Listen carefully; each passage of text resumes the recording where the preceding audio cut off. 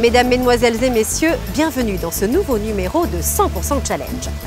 Pour sa 3e saison, notre émission vous donne rendez-vous chaque semaine avec le monde des entreprises afin d'y découvrir les femmes et les hommes qui les font vivre, ainsi que leur savoir-faire. Pour vous présenter ce numéro hors série, nous sommes à Trou-d'Eau-Douce, plus précisément à l'hôtel Tropical Attitude, l'un des 8 établissements qu'exploite le groupe Attitude. Cette entreprise familiale se positionne avec un succès remarqué sur le segment de l'hôtellerie 3 et 4 étoiles. Pour cela, le groupe Attitude s'appuie sur des compétences acquises au fil de dizaines d'années d'expérience, en les adaptant aux contraintes du moment. L'entreprise qui est au cœur de notre reportage capitalise elle aussi des dizaines d'années d'expérience. Le groupe IBL, locomotive historique de l'économie mauricienne, fête actuellement ses 40 ans. Il profite de cette occasion pour réaffirmer ses valeurs qui tiennent en 3 mots, au-delà des frontières. C'est à découvrir tout de suite dans notre reportage.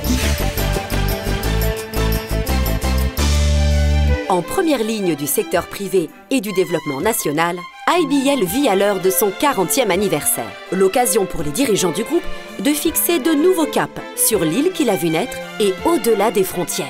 Il est temps qu'un groupe comme IBL aille à l'étranger pour emmener son savoir-faire, mais aussi pour développer sa stratégie future. L'Afrique nous intéresse particulièrement, étant nous-mêmes un pays africain, ayant aussi beaucoup de savoir-faire qui peut s'intégrer dans une Afrique qui est en train de se développer et qui soit un moteur du développement économique mondial.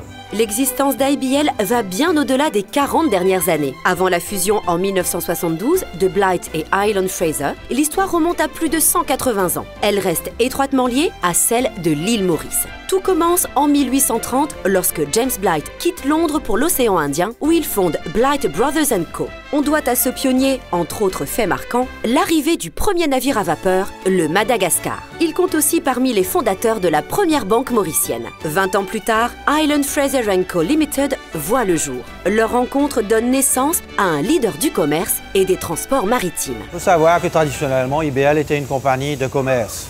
Nous faisions du commerce et aussi du shipping.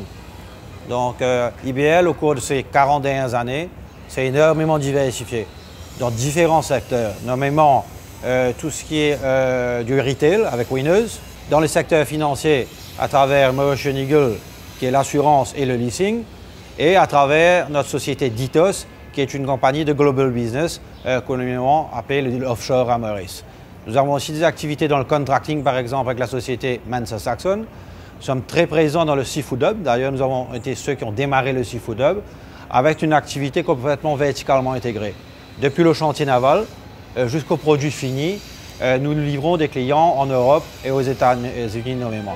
Historique, les activités liées à la mer forment aujourd'hui l'un des piliers sur lesquels repose l'avenir d'IBL, grâce à une combinaison de savoir-faire inégalée dans la région, comme par exemple la jumboisation de navires sur les quais de Port-Louis ou la production d'oméga 3. Nous avons une activité intégrée dans le Seafood Hub qui commence par du transport de poissons depuis les Seychelles. Au débarquement, nous avons une activité chez Froid des Mascarins, 350 mètres de quai, des chambres froides, 15 000 tonnes de capacité de stockage. Nous avons ensuite l'usine de production, Thon des Mascarins, qui produit des longes, des poches, des petites boîtes de ventrèche. Et enfin, une activité de farine de poisson et d'huile de poisson. Nous avons aussi donc cette usine Mer des Mascarins, qui est une joint venture avec les Réunionnais de la Sapmer, qui produit, elle, des longes crues de grade sashimi, exportées principalement vers le Japon. Nous envisageons d'exporter nos compétences industrielles via IBL Biotechnologie, de proposer des usines clés en main ailleurs dans le monde. Réaffirmer à l'occasion du 40e anniversaire, la volonté d'aller au-delà des frontières pour créer de la valeur est inscrite dans les gènes d'IBL. Dans le secteur de la logistique, une part importante des activités s'effectue depuis longtemps à l'étranger ou en liaison avec des opérateurs étrangers. Près de 25% de nos employés se trouvent en dehors de Maurice, qui sont principalement à Madagascar, aux Comores, à La Réunion et aux Seychelles. On a 2 activités dans le shipping, IBL Shipping et IBL Fishing, qui sont des agences qui s'occupent des navires qui accostent à Maurice. On a pas mal de services d'exportation vers d'autres pays, vers l'Europe, vers la région. On reçoit des produits de nos clients et c'est stocké en palettes.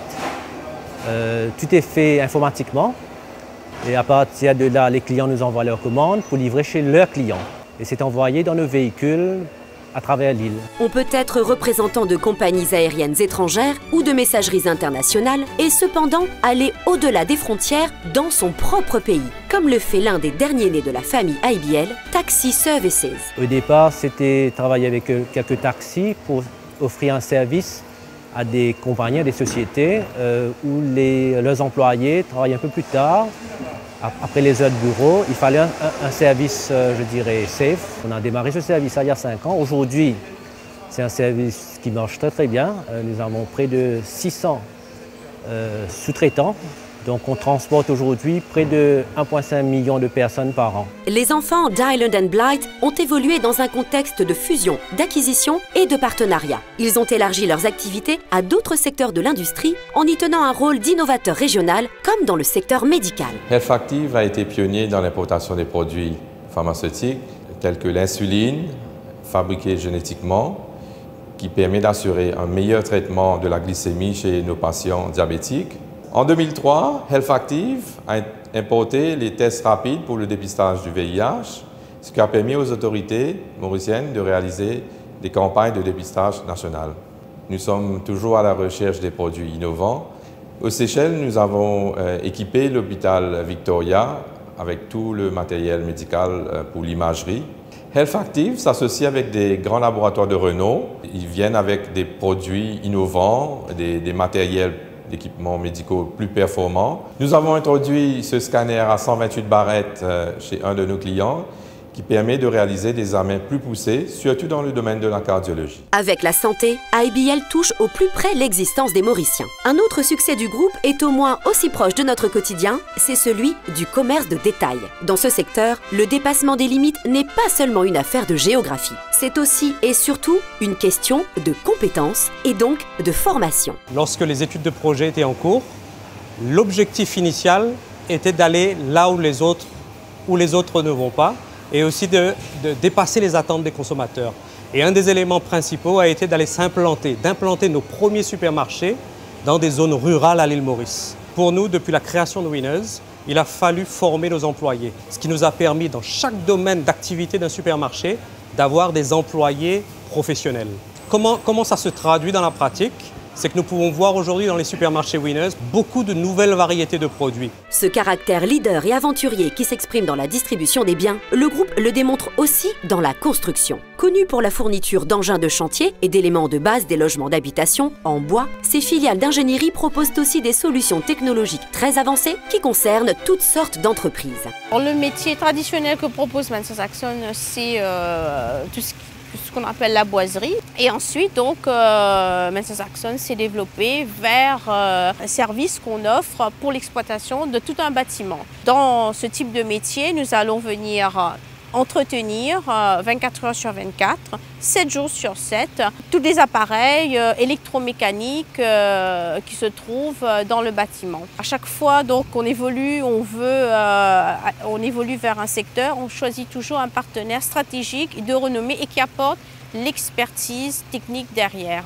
Et c'est cette expertise technique derrière qui fait que nous sommes crédibles sur nos projets et c'est ce qui nous permet de faire des belles réalisations et de pouvoir satisfaire nos clients. Et c'est ce qui nous permet au fait de pouvoir, si on peut dire, engranger tout de suite des contrats derrière.